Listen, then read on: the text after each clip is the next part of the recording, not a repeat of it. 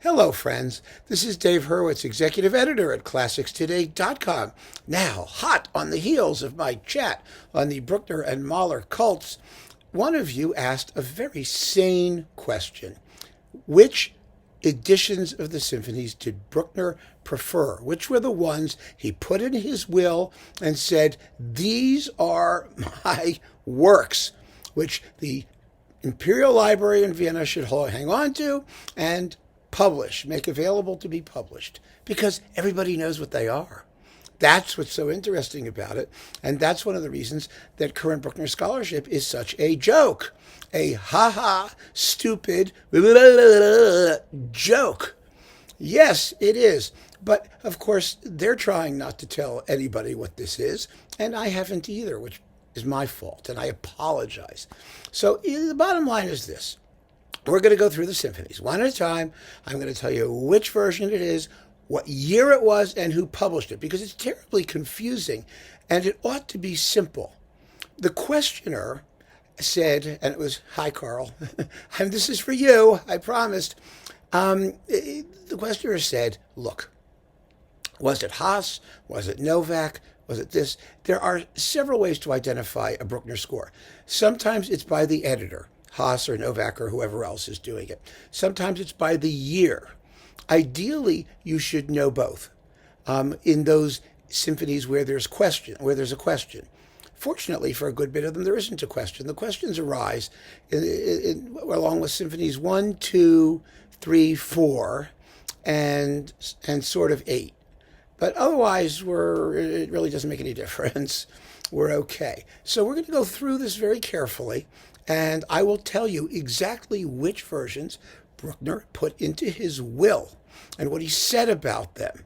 And then we'll know. And let's remember something, just as a little preface to this. For all of the BS coming out of Bruckner scholarship and that you read in liner notes and things like that, there is no excuse for not saying very clearly, Bruckner wanted X, and we're going to perform Y. Maybe it's interesting. I don't deny that. But the fact is, you have to be honest. You have to let people know what the composer wanted and what he intended. All the rest is window dressing and nonsense and make work. The problem is, of course, that if the Bruckner scholars told everybody loudly and clearly, this is what Bruckner wanted, they'd all be out of business.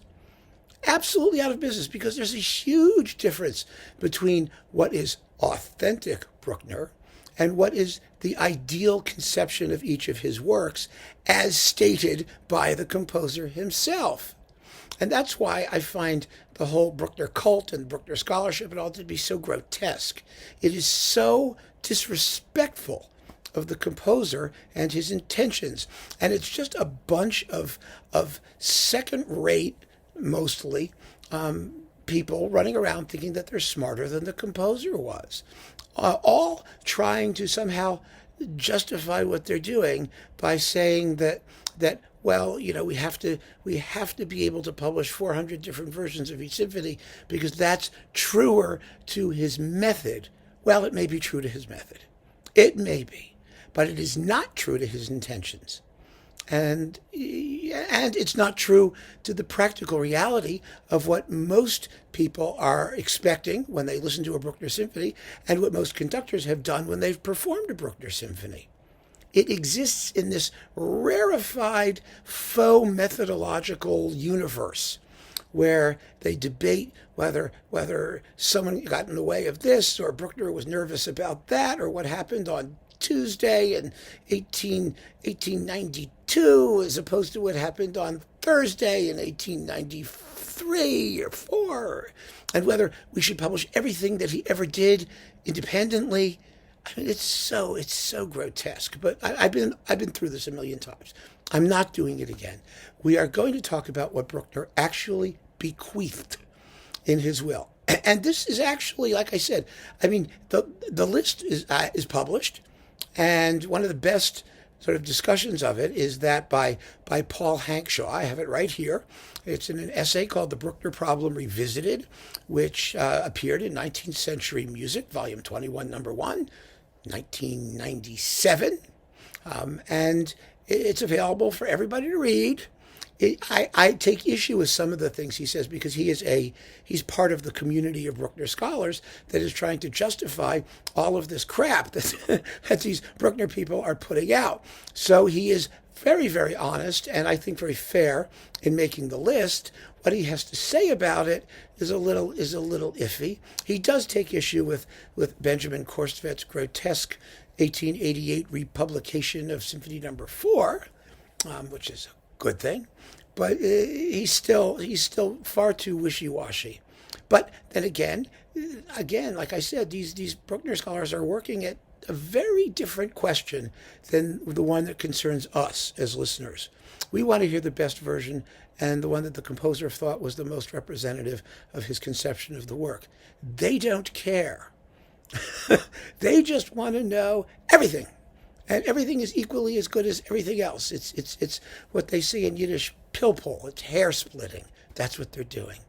Because the Bible is the word of God, every single word is as important as every single other word.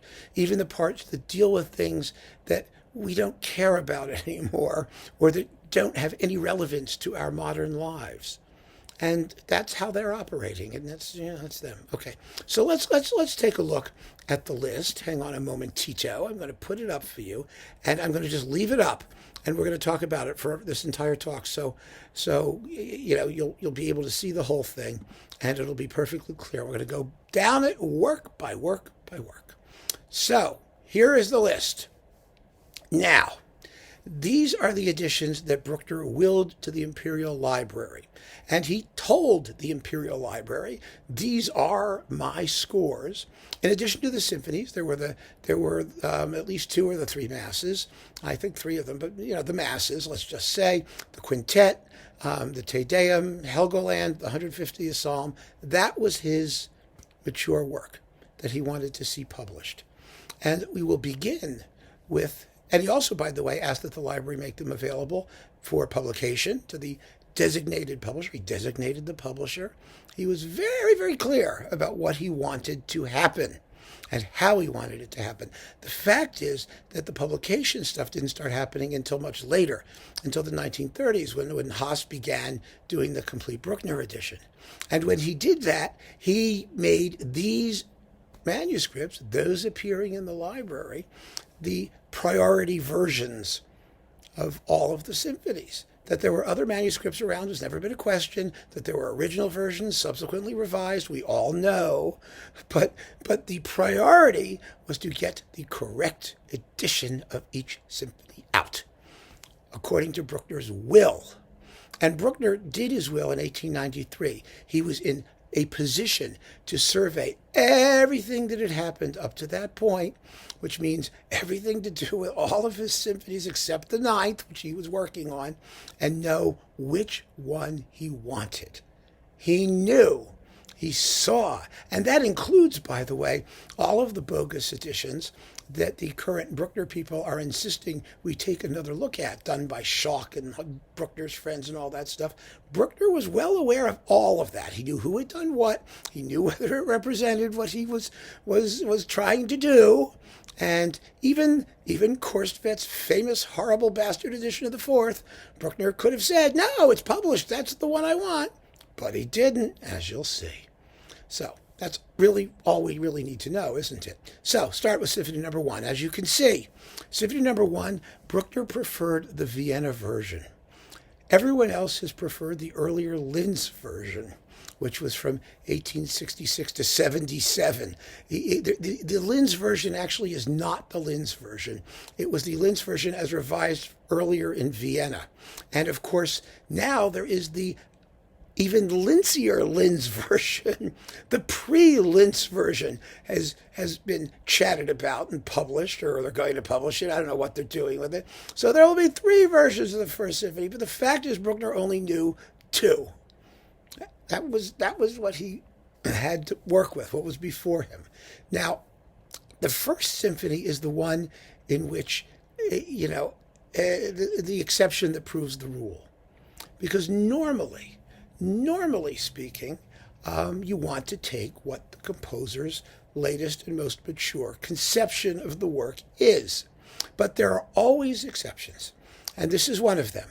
The exceptions occur when, for example, let's take a piece like Hindemith's opera Cardiac, which was done in its early Weimar version, and then he later revised it. And no one wants to do the revised version, or Shostakovich's Lady Macbeth of Mtsensk, which he later revised it. Everyone does the original version. It's because there were certain contingent circumstances that may have led to the revision that we want to take into consideration, or it could be because at the time that Bruckner revised his First Symphony, everybody said to him, don't do it. It's fine. It's fine the way it is. But you can't ignore it. Why? Because it was done completely sua sponte. Bruckner did it on his own initiative with no interference from anybody else. In fact, with opposition from anybody else, and he went and did it anyway. And so that was his thinking. And the implications of that for other things that he did are fascinating in 1891, because maybe he felt that, having seen what other people were doing to his music, maybe he should do it himself before someone else did it anyway. But the interesting thing about the first is that it exists now then in two legitimate versions based on that are both completely authentic and which have carry equal weight in terms of priority of performance. Most people prefer the Linz version. I don't have any preference myself. But look at the chart here, and it'll tell you exactly under work, you've got the symphony number, and then you have the identifying date, so that you know which version people are talking about, then how many versions of it there are, and which version out of those number of versions this one is, whether or not it's the most popular one, the one that we're used to hearing, or the one that's become the general exemplar of the work in question, and then who the editor was. So if you hear it like Haas version or Novak version, you'll know who you're dealing with. This allows you to identify the one. So Symphony Number 1, generally speaking, people prefer the Linz version. And you see below the initial list of 1 to 9, there are alternate versions. And the most popular ones I put in bold and in italics. And you see that the Linz version of Number 1 is, in fact, the most popular one. That's the one we know most commonly performed.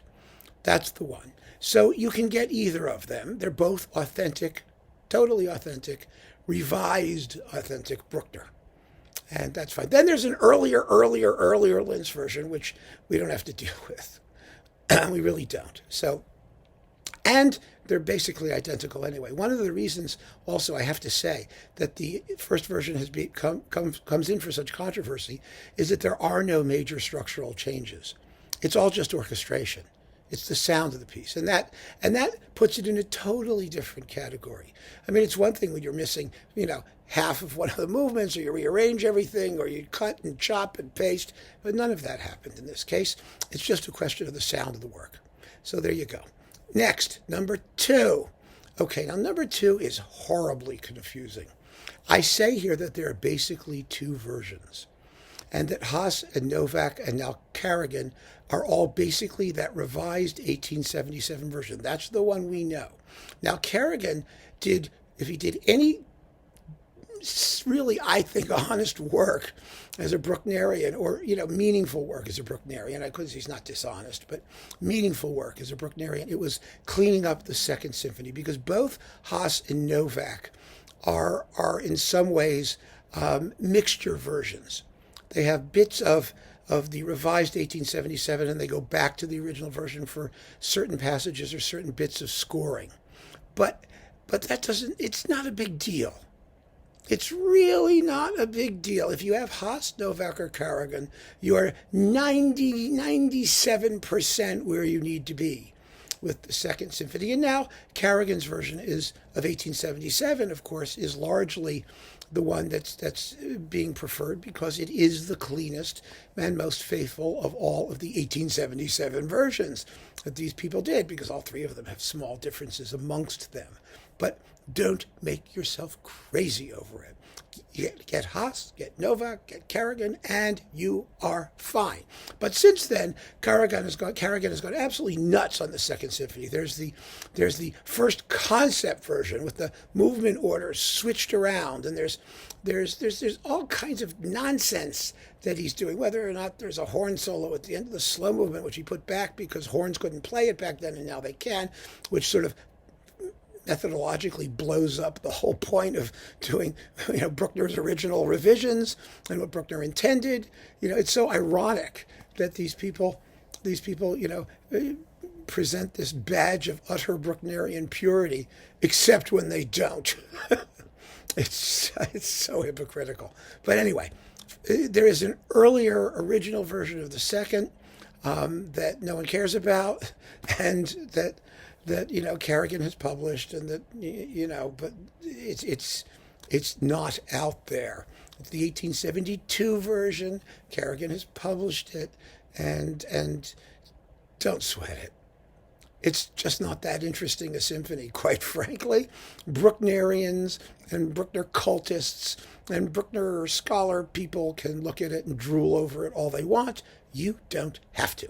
Stick with 1877, Haas, Novak, Kerrigan, and you're fine. Number three. Oh, number three, what a mess. What a horrible mess. There are three basic versions of number three. There is the original version, let me see, of 1873. There is the middle version of 1877. And there is the last version of 1889. Now, I have 1889 and 1887 sort of tied for preference. For much of its history, 1889 was the one that we heard, because it was Bruckner's last version, even though it was arranged more or less by Schack, and then Bruckner had to dearrange a lot of what Schack did, and then he probably just gave up in frustration at one point. It has a very truncated finale, 1889, among other things, and 1877 is by far the version to be preferred in terms of completeness, and that was the version that Bruckner tried to give to the Imperial Library. In fact, he couldn't give it all to the Imperial Library because much of the manuscript was not in his possession. Mahler had it, because Mahler loved the third. Mahler made the piano arrangement of the third. And he died, and Alma took it, and there's a whole fabulous story about how they escaped from, the Anschluss by climbing over a mountain in the Pyrenees to Spain with the manuscript of Bruckner's third, and, in their luggage, and took it to New York, which is where it was.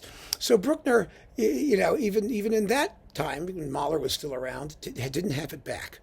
And so he could only give it like one movement of that third. But this is the version he wanted, the 1877 version, which is the best version. So there you go. And it was issued by Novak and by Ozer before Novak as the second of the three versions of the third. And, there are probably other versions of the third we're going to have to deal with at some point. But for now, it's number 2 out of 3. Look for 1877, Novak, or Ozer, and you will be in business. Or you can legitimately get 1889. You can, because that's also a very popular version, and it also had Bruckner's imprimatur, so okay. And it seems to have been done mostly by Bruckner. Next, number 4, another big mess. At least 3 versions. Now, there was the original version of the fourth, with a different scherzo. Then there was the 1878-1880 version, which also actually sort of dribbled over past 1880 to 81, 82. So there are other little details, but they don't make any difference. They're not important. And there was also a separate finale, the Volksfest finale, which is just awful, and which Bruckner never actually he'd never settled for it. I mean, it's a separate movement that sometimes gets played, and that's that. So for the fourth, Bruckner preferred 1878 to 1880, and both Haas and Novak published it. It was the second of the 3 versions. The last version was the bastard 1888 version, published by Gutmann and republished recently by Benjamin Korstvedt, which is an abomination. I've said it a million times, and which is all the more depressing because it has been reorchestrated by the Schocks, and Bruckner signed off on it, apparently. He did. But as you can see, it wasn't his preferred version. But what bothers me so much about that is that, it is the job of Bruckner scholars to know what Bruckner's style was, to have some sympathy for and insight into his special sound. And there isn't any question that 1888 version does not sound like Bruckner. And Bruckner knew it, obviously, or he wouldn't have stuck the earlier version in his will. It's horrible that these people have not come out and said, no, this is not Bruckner. It's so clearly not Bruckner. It's so plainly not Bruckner in so many of its details. But the problem is they are confusing. Nowadays, everyone is into authenticity. And Leon Botstein has been into this crap, too, in his editions of his performances of Bruckner in these earlier versions. They think it's interesting. They think it's interesting to do Bruckner as performance practice of the day would have been, as the Taste of Vienna would have been. And I just think that is a completely illegitimate thing to do outside of an academic symposium. It really is, because there are so many reasons, but the basic ones are, first of all, who cares what the Taste of Vienna was? Bruckner is a composer who belongs now to the wide world. And what happened on the day in Vienna is so completely unimportant to the conception of what a work by Anton Bruckner is. It's bigger than Vienna. It's bigger than what happened on one occasion in Vienna. Bruckner's conception was a aesthetic statement, and it had nothing to do with what might have pleased some stupid audience in Vienna. That's number one. Number two, all of the changes to make Bruckner sound more Wagnerian, more conventional, more in the style of the day. I mean, these are precisely the things that we don't want to hear. We listen to Bruckner because he doesn't sound like the conventional style of the day. Anybody could sound like that. Bruckner didn't. That's why he was great. That's why he was original. That's why he was a genius. You don't sacrifice so much of that timbral originality and unique color just because they might not have liked it in the day. And we don't know whether they would have liked it or not. That is even more annoying, because Botstein and Korstvedt and all these people, they talk about how audiences of the day were used to this or used to that, and first of all, they weren't so used to Wagner. In the 1880s and 90s, Wagner was still not terribly popular. The Schock brothers and these people who were Wagner disciples and were trying to turn Bruckner into another Wagner disciple, they were not representative of the taste of the average Viennese concert goer. They were elitist disciples and members of another cult. So who the hell were they to say what the true Bruckner sound ought to be? I mean, it's so annoying, and the logic and the justification for doing what these people are doing is so screwed up. It really is. Okay. So anyway, the bottom line is, for the fourth, you want 1878 to 1880 or some date around there. It may go as far as 1882. What you do not want is 1874 or 1888. All of which have been recorded multiple times. Now, I'm saying, again, you may want to hear those because you're interested in them. But what I am doing here is telling you what Bruckner himself wanted, number one, and number two, what the most popular versions have been historically. And as you can see, as we're going down the list, Haas and Novak did all that work already. It's all done. The most popular versions are the ones that were in Bruckner's will, with the exception of the Linz version of the First Symphony. All of the others were in his will. They were his preferred versions, and they are the ones that we know.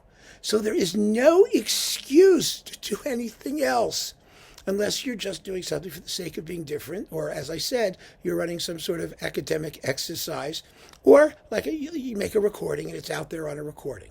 so that really heavy-duty Bruckner people can enjoy all the different stages that the works went through, on the way to the preferred version.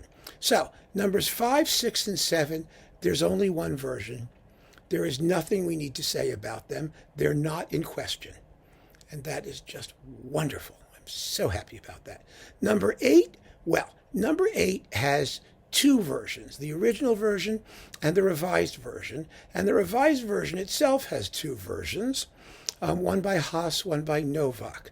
Now, Haas has come in for a lot of guff because his is slightly longer. It's not that many bars longer, but he added a passage to the slow movement and several little passages in the finale that were cut. And he even did a little free composition in the recapitulation of the finale to restore something that Bruckner may not have actually written. It's only like 4 bars. It's not a big deal. But there has been a war over who's better, Haas or Novak. And then there are people now who want to do the original version from 1887, which is absolutely terrible. I know there's some people who prefer it, but it is terrible. And Bruckner knew it was terrible, and he fixed it and made the work a masterpiece. And I don't care whether you get Haas or Novak. I don't think it makes any difference whatsoever. Just pick the one you like. And I think, generally speaking, the interpretation of the work is far more important than the edition being used, because there isn't enough difference between them. I mean, again, they're 98% the same, and so it's not worth sweating over whether you deal with Haas or Novak. Now, one of these Bruckner nudniks, I think it was Kerrigan again, one of those people, has made a intermediary version of the eighth from between 1887 to 1890 because he could. Because Bruckner's pencil markings, unfortunately, were legible enough to see what he was doing midway. And that has been recorded by Gerd Schaller, and it is horrible.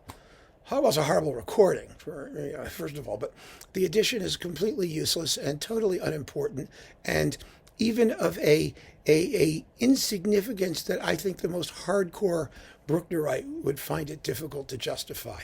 So, for the eighth, just go for Haas or Novak, second version, 1890 is when it was done. And you're in business. You'll be fine. Number 9, obviously, there's only one version. Bruckner died before he finished it. There, the argument is about the various completions done by all these other people, which are just dreadful for the most part. And the finale was pretty dreadful for the most part. And we've talked about it, and I don't need to talk about it again. You have no problem. Get whatever version of the ninth you want to get. The only question is whether or not it has some sort of approximation of a finale attached to the 3 movements that Bruckner completed. Now, proceeding down, as you can see, there are alternative versions which pop up. I'm just letting you know what they are basically, just so that you get a sense, so you have a complete picture. As you can see, first is the Linz version of the First Symphony, which has been historically the preferred version. Then there's the original version of the Second Symphony, which no one cares about, and that Kerrigan, makes a new something about. Every few years he publishes another score of the Second Symphony with, something changed or 2 bars reversed, or, the part for Ratchet reinstated. What a waste of a life. And then we have the other versions of the Third Symphony, the other versions of the Fourth Symphony, and the earliest version of the Eighth, just so you can see. And that, my friends, I've let this sit there all the time so you can take notes. And there's going to be a quiz when this talk is over, so I hope you've been paying attention. That is the list of symphonies that was included in Bruckner's will as his bequest to the Imperial Library, representing his basically final intentions. And there has never been an excuse to stray from them.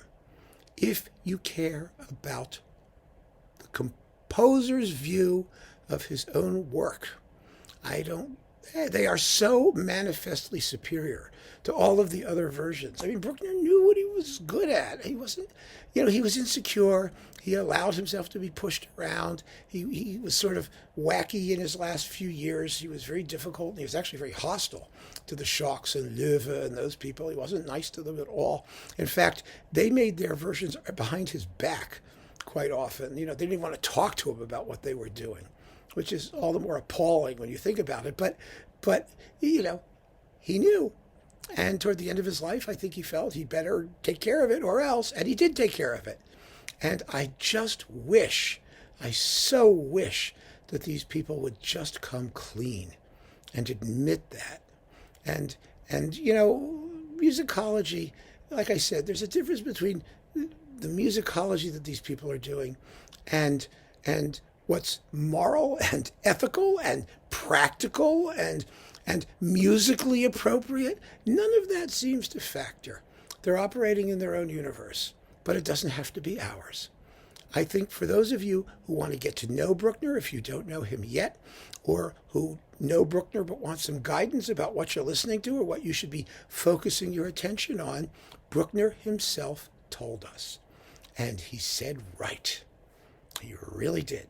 So keep on listening, folks. Thanks so much for joining me. I hope you found this helpful. I really, really do. I think it was fun to do, and I really want to be as helpful as possible in guiding you in the right direction with respect to the Bruckner symphonies. Take care.